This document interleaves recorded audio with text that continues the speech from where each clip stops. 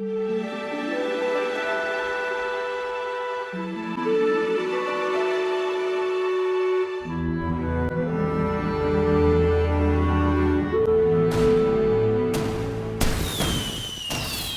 chào các bạn đã đến với kênh của Carla. Một năm cũ sắp qua và một cái Tết lại đang đến rất gần. Carla xin chúc các bạn một mùa xuân với nhiều niềm vui, sức khỏe, an khang và thịnh vượng. Năm 2022 là năm Dần, nên trong clip này các bạn hãy cùng với Carla vẽ con hổ nha. Và đây chính là con hổ mình sẽ vẽ hôm nay. Ở clip này Carla sẽ kết hợp màu nước và bút chì màu. Đây là kiểu vẽ giống thật nhưng mà không phải hoàn toàn là tả thực, nên mình vẫn có thể có một chút thoải mái và ước lệ trong khi vẽ nha. Mà trước khi bắt đầu vẽ thì Carla sẽ kể cho các bạn nghe một câu chuyện ngắn là vì sao con hổ lại có mặt trong 12 con giáp mà không phải là con sư tử, và vì sao trong văn hóa Á Đông của người xưa lại xem con hổ là vua của tất cả loài vật.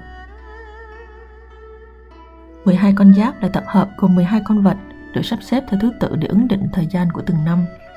Mình vẫn quen là Tý, Sửu, Dần, Mẹo. Vậy thì con hổ là một trong 12 con giáp này. Tuy nhiên theo truyền thuyết Trung Hoa cổ thì ngày xưa vị trí của con hổ lại là của con sư tử. Tại sao lại có sự thay đổi này? Theo câu chuyện thời đó thì hổ tuy to xác nhưng lại không có kỹ năng săn bắt. Và vì thế hổ không tạo được vị trí cho mình ở trong khu rừng. Hổ rất là buồn vì điều này và nó quyết định đi tìm mèo. Lúc đó mèo tuy nhỏ nhưng mà rất là giỏi leo trèo và săn bắt chuột. Do đó thì hổ xin mèo làm sư phụ của mình và nó học tất cả những kỹ năng cần thiết từ mèo.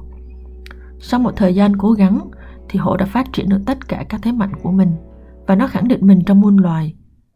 Vì điều này mà Ngọc Hoàng Thượng Đế mới mời hổ lên thiên đình để giúp ngài bảo vệ thiên cung. Tuy nhiên sau khi hổ đi khỏi trần gian thì sư tử, gấu và heo rừng do không có ai thống trị nên đã trở nên rất là phá phách. Tức giận với điều này thì Ngọc Hoàng đã sai hổ xuống trần gian để trừng trị bọn chúng. Hổ đánh bại sư tử, gấu và heo rừng, đem lại sự bình yên cho trần gian. Để cảm ơn và ghi danh cho hổ thì Ngọc Hoàng đã cho hổ thay thế vị trí của sư tử trong 12 con giáp. Bên cạnh đó thì ngài còn vẽ lên trán hổ 3 đường sọc ngang, tượng trưng cho 3 chiến công đánh sư tử, gấu và heo rừng. Sau đó thì nhờ hổ tiếp tục dẹp loạn các ác thú ở biển, nên Ngọc Hoàng lại tiếp tục vinh danh bằng cách tặng thêm một đường sọc đen dọc xuống ở trên trán. 4 đường sọc này có ý nghĩa gì? Vì sao nó giúp hổ trở thành một biểu tượng vua của các loài? Các bạn đừng có bỏ đi nha. Hãy xem tiếp và Carla sẽ giải thích điều này ở đoạn sau nha. Bây giờ thì mình quay lại với bức tranh.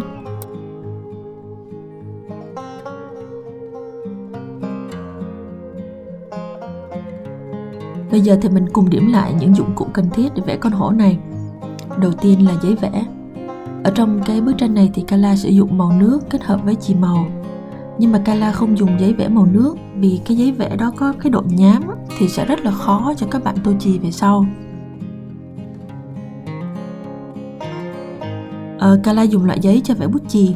Nó dày nhưng mà cái bề mặt không quá lồi lõm thì khi mà các bạn tô màu chì lên nó dễ đẹp hơn. Sau đó thì mình cần bút chì, một cục gôm để tẩy, màu nước, cọ vẽ, một cái đĩa pha màu và cuối cùng là bút chì màu. Carla sử dụng các loại màu thông thường mà các bạn có thể mua được rất dễ dàng ở bên ngoài. Vậy là xong rồi, mình bắt đầu vẽ nha. Sau khi phác thảo bằng bút chì thì mình sẽ tô trước cái phần sọc đen để các bạn có thể xác định được mảng tối, và cũng để mình định hình cái phần vành trên lông hổ thì chút nữa khi mà mình lên chi tiết sẽ dễ dàng hơn nhiều. Bây giờ mình chuyển qua sử dụng màu nước để làm cái nền cho phần lông hổ. Đây là những màu mà Carla sẽ sử dụng.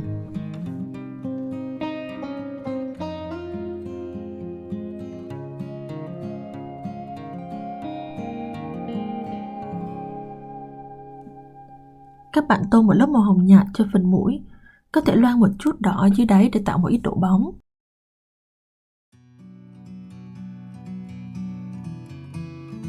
Nếu các bạn thích màu vàng mà hơi sẫm một chút thì pha thêm ít nâu nha. Các bạn cứ tô một lớp màu thật nhạt thôi.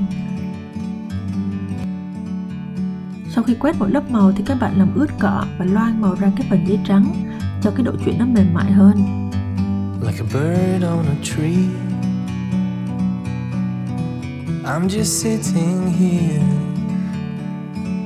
I got time, it's clear to see. From up here, the world seems small. We can sit together, it's so beautiful, you and me. We meant to be in the great outdoors, forever free. Sau khi đợi lớp màu nước khô hoàn toàn thì các bạn sẽ dùng bút đen để vẽ các phần sọc và phần tối trước. Thật ra thì các bạn có thể vẽ con hổ hoàn toàn bằng bút chì màu. Nhưng mà Carla thấy là nếu mình có một cái nền màu ở dưới trước á, thì lúc mà mình lên chi tiết bằng bút chì màu sẽ nhanh hơn nhiều. Mà nhân tiện lúc mình đang vẽ cái sọc trên trán con hổ, Carla sẽ tiếp tục câu chuyện lúc nãy nha. Bây giờ thì Carla sẽ giải thích ý nghĩa của 4 cái sọc ở trên trán con hổ thì có liên quan gì đến việc người ngày xưa xem hổ là vua của tất cả các loài thú. Các bạn nhìn nè, cái sọc ở trên trán con hổ làm người ta liên tưởng đến một chữ Hán, đó là chữ Quảng, hay còn gọi là chữ Vương. Dịch ra thì đó là chữ vua. Vậy thì con vật này sinh ra đã mang chữ vua trên người.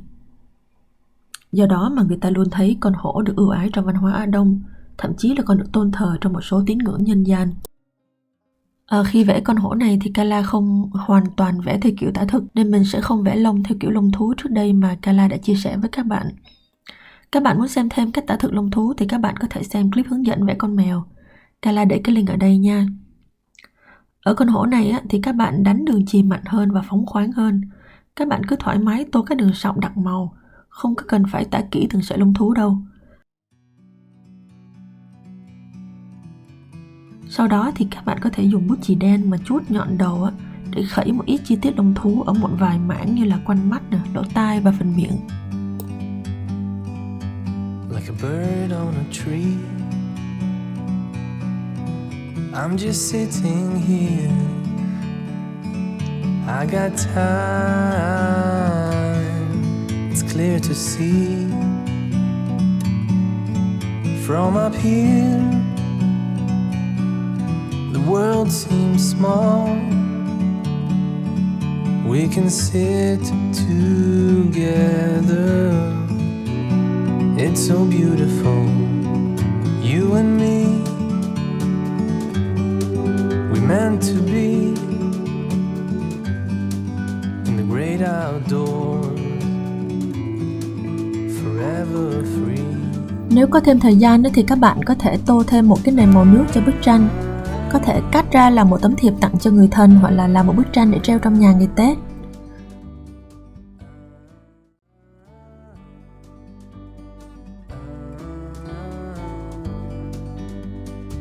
Xin cảm ơn các bạn đã đến với kênh của Carla. Xin hãy ủng hộ kênh bằng cách bấm nút like, subscribe và share. Xin chào và hẹn gặp lại. From a distance you can tell